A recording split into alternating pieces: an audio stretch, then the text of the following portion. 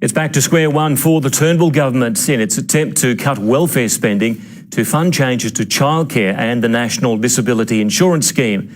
The legislation was doomed after key crossbench Senator Nick Xenophon and his team refused to back it. At a Closing the Gap function, Hey Bill, how are you, mate? Malcolm Turnbull and Bill Shorten closed their own. We have a bipartisan approach on recognition.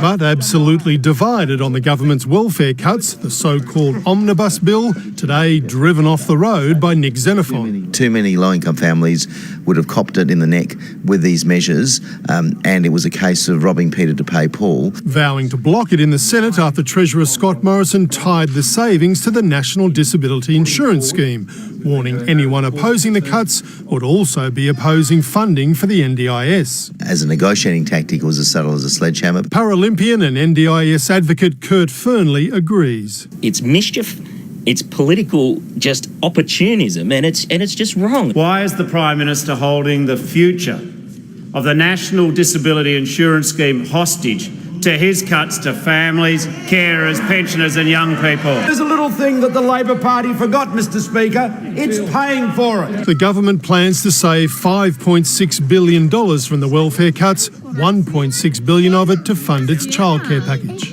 With its all-or-nothing approach producing nothing, the government's now looking at what individual measures it might be able to salvage and massage through the Senate, turning the omnibus into minibuses.